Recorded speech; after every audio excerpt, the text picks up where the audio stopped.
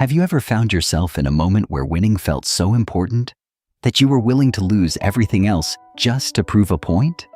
Not money, not success, but your peace, your sleep, your sense of who you are. And what if the strongest thing you could ever do was to stop fighting, even when you knew you could win? There was a man named Daniel Carter. Daniel lived in a quiet suburb outside Denver, Colorado.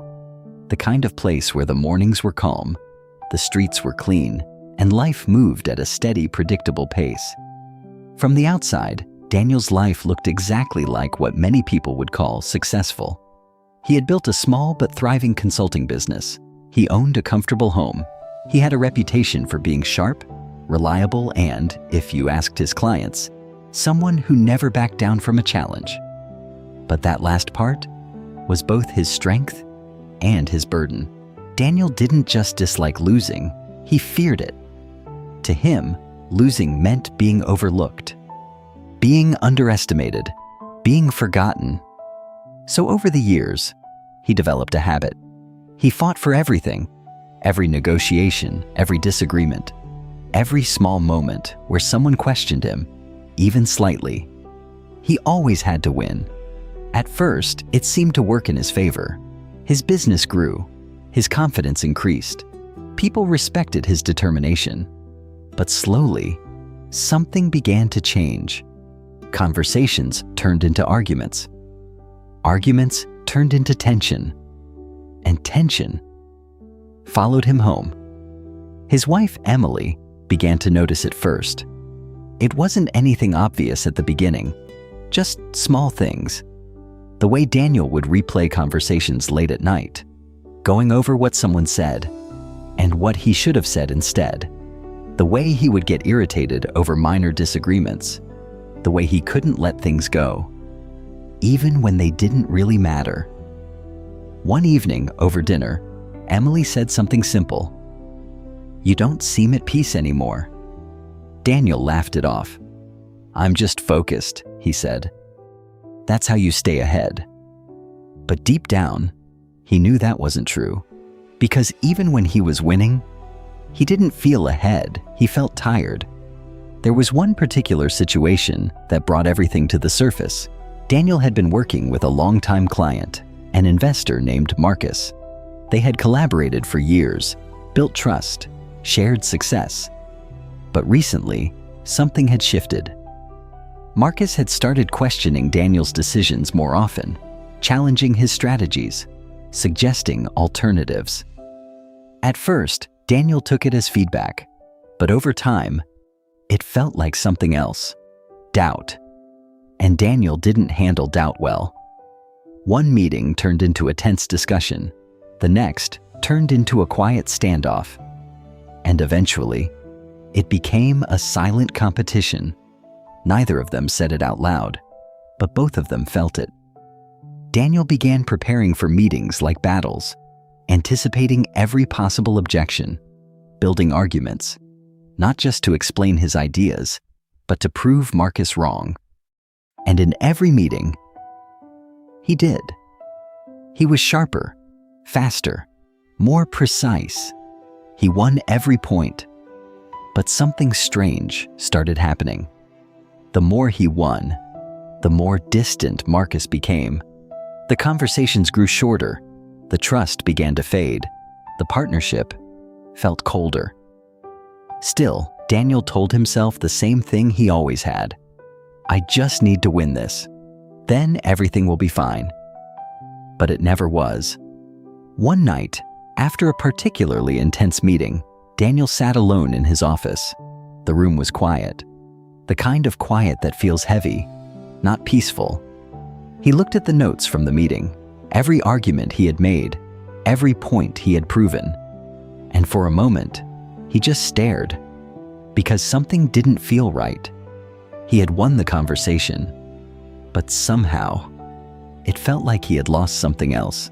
That night, he couldn't sleep. His mind kept replaying the meeting, not the words, but the feeling, the tension, the distance, the quiet shift in something that used to feel easy. Around 3 a.m., He got up and walked into the living room. Emily was there, sitting on the couch, reading. She looked up at him, not surprised. "Still thinking about it?" she asked gently. Daniel sighed and sat down. "I don't understand," he said. "I'm doing everything right. I'm prepared. I'm clear. I'm not wrong." Emily closed her book slowly. "I don't think this is about being right," she said. Daniel frowned. "Then what is it about?" She paused, choosing her words carefully. "Maybe it's about what it's costing you to be right." Daniel didn't respond, but that sentence stayed with him.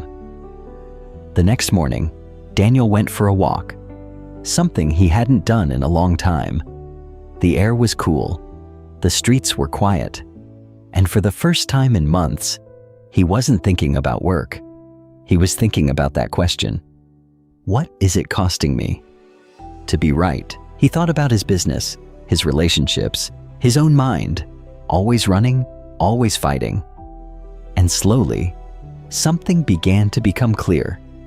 He wasn't just trying to win conversations, he was trying to protect something deeper.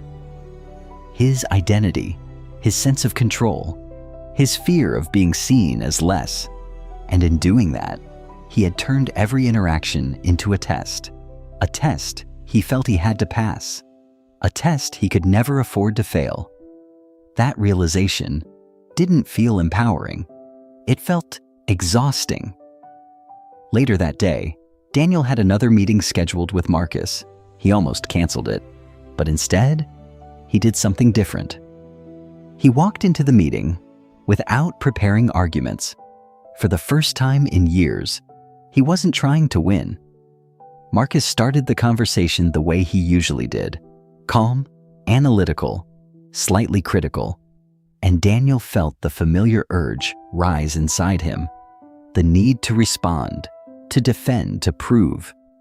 But this time, he paused, and instead of interrupting, he listened fully, not waiting for his turn to speak, not searching for weaknesses in Marcus's logic, just listening.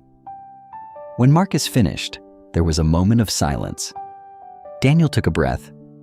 "You might be right," he said quietly. Marcus looked at him, surprised, not defensive, not skeptical, just surprised. Daniel continued, "I think I've been so focused on proving my point that I stopped trying to understand yours." The room felt different, lighter, less tense. Marcus leaned back in his chair. "I wasn't trying to challenge you," he said. "I was trying to work with you." That sentence landed deeper than any argument ever had. And in that moment, Daniel realized something simple. Winning had never been the goal. Connection was, clarity was, trust was, and he had been sacrificing all of those just to feel right. The meeting ended differently that day, not with a victory, not with a clear winner, but with something better. Understanding. Over the next few weeks, Daniel began to change the way he approached everything. He still cared about his work. He still gave his best, but he stopped treating every moment like a competition. He started asking more questions, listening more carefully, letting things go when they didn't truly matter. And something unexpected happened. His relationships improved, not just with clients, but with Emily. The tension at home began to fade. The late night overthinking started to quiet down. And for the first time in a long time, Daniel felt something he hadn't realized he had lost. Peace. It wasn't loud. It didn't come with a sense of achievement. It was quiet, steady, almost unnoticeable, until you compared it to what came before. One evening, as they sat together on the porch, Emily smiled at him. "You seem lighter," she said. Daniel nodded. "I think I stopped trying to win everything." Emily tilted her head slightly. "And what did you get instead?" Daniel looked out at the quiet street, the soft glow of the sunset stretching across the sky. a better life, he said. Because here's the truth. Not every battle is meant to be won, and not every moment requires you to prove yourself. Sometimes, the need to win is just a mask, a way of protecting something fragile inside you. But the more you fight to protect it, the more you lose the very things that make life meaningful. Your peace, your relationships, your ability to simply be. There will always be moments where you could argue, where you could prove your point, where you could win. But the real question is, at what cost? Because one day, you may realize that winning every argument doesn't mean you've won in life.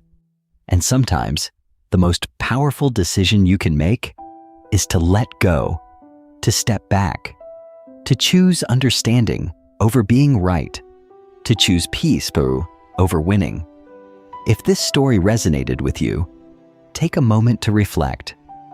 Where in your life are you still trying to win, when you could choose peace instead? If you found value in this message, don't forget to like the video, leave a comment, and subscribe to the channel for more life lessons like this. Thank you for being here, and I wish you a life filled not with constant victories, but with quiet, lasting peace.